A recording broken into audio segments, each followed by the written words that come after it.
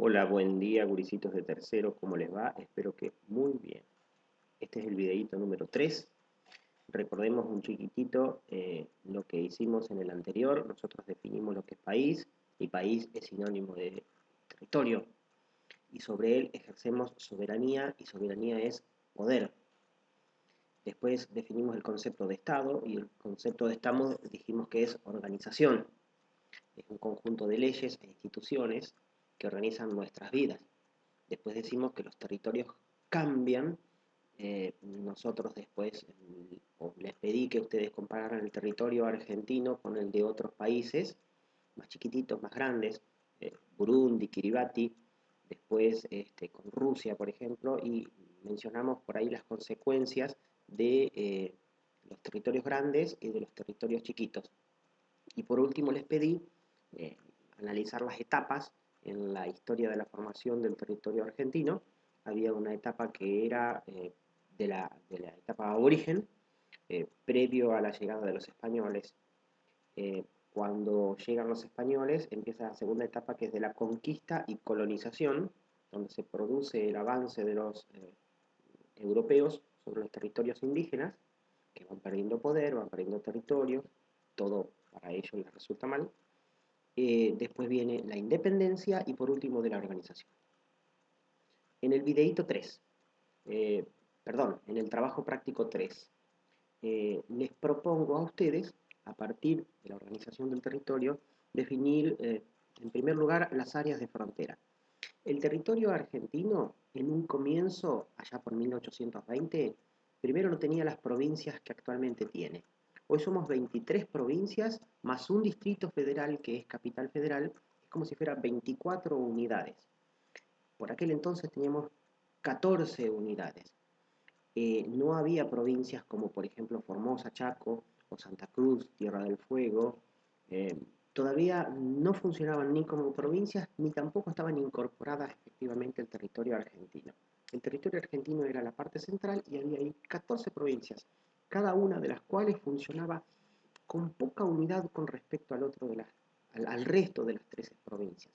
Eran como unidades que respondían a un caudillo.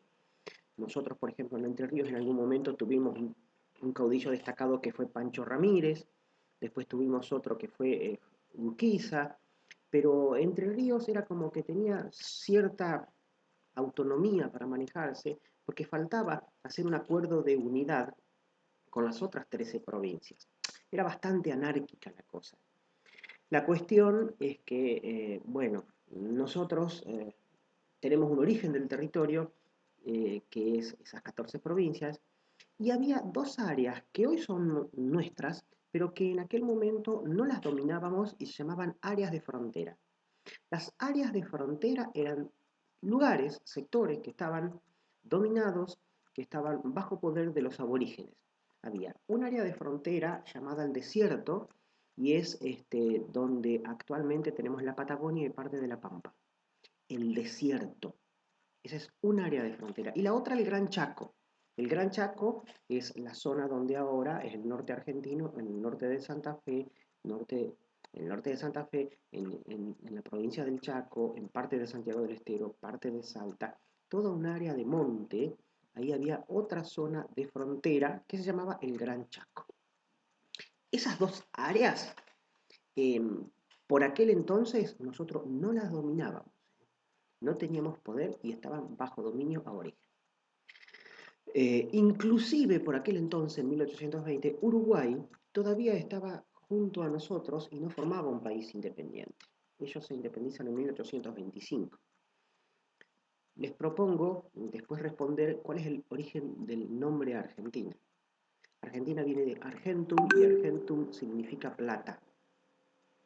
Y plata por el metal, y eso responde al hecho de que los españoles pensaban que a través del río Paraná, del río de la Plata, iban a poder llegar en barco hasta la zona de Perú, de Bolivia, que era gran productora del metal plata hace 300, 400 años atrás.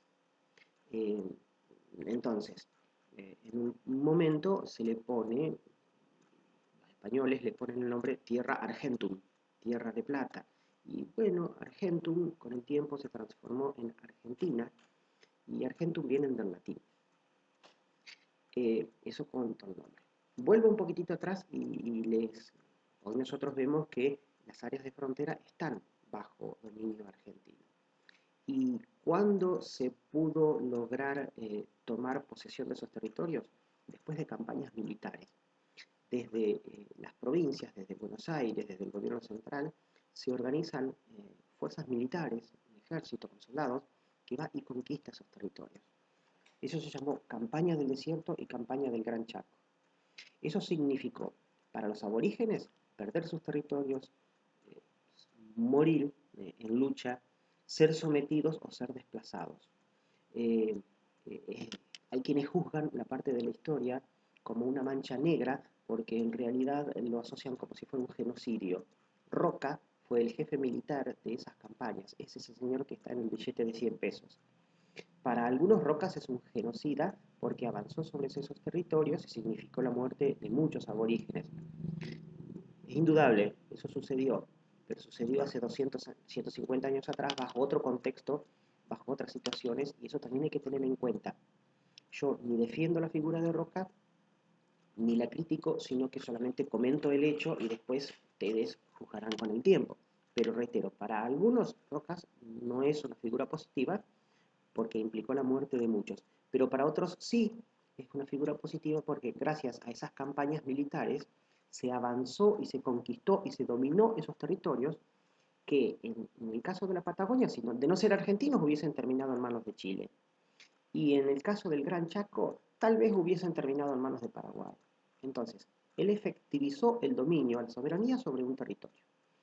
Entonces, las consecuencias de las campañas son dominar esos territorios, se confirma el dominio, Argentina se ensancha, se agranda, logra conquistar nuevos territorios allá por los años 1880.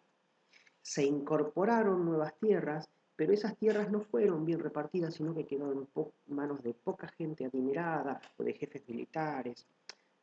Y para los aborígenes las campañas militares tuvieron consecuencias malas, porque, reitero, fueron diezmados quiere decir aniquilados, o fueron asesinados, o fueron desplazados, o fueron esclavizados. Por último, hay algunas acciones que cambian el territorio argentino y yo se los pregunto.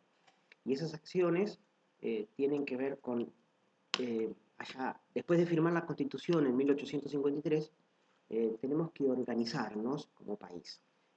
Para organizarnos tenemos que crear escuelas, bancos, juzgados, fuerzas de seguridad, todo eso que hace el funcionamiento de un país. Después otra cosa que tenemos que hacer es poblar el territorio argentino y poblar el territorio argentino se logra con la inmigración, la llegada de 4, 5, 6 millones de inmigrantes. Todos nuestros apellidos tienen origen europeo. El mío es de origen italiano, hay algunos de ustedes que tienen origen alemán, otros que tienen origen español, y así. Y eso es porque nuestros antepasados, bisabuelos, tatarabuelos, o un poco más arriba, en algún momento llegaron inmigrantes de, sobre todo de Europa, algunos asiáticos también, y eso se fomenta después de 1850, cuando estamos organizándonos. Por último, una acción que cambia el territorio argentino es, insertarnos en la comunidad internacional a partir del comercio, de lo que producimos, de lo que compramos, ese tipo de cosas. Tener un lugar en el mundo. Y Argentina lo que hace es producir materia prima, cosas del campo. Exporta cosas del campo y desarrolla un plan económico, modelo agroexportador, y para eso hay que construir rutas, caminos, puentes. Eso se llama infraestructura. Infra es por debajo, estructura es la estructura en sí misma. Entonces, reitero, gurisitos, nosotros ahora, en este trabajo práctico número 3, les propongo ver la organización y el nacimiento del territorio argentino y algunas cosas que tienen que ver con el origen y cómo nos vamos conformando. Cualquier cosita, pregunten, a disposición. Recuerden trabajar siempre trabajos completos, siempre completos, a mano. Tienen un mapita para hacer acá. El mapita no lo fotocopien. Háganlo, construyanlo, dibújenlo, acostúmbrese a dibujar trazos en el mapa y esos trazos que sean precisos, a colorear los mapas.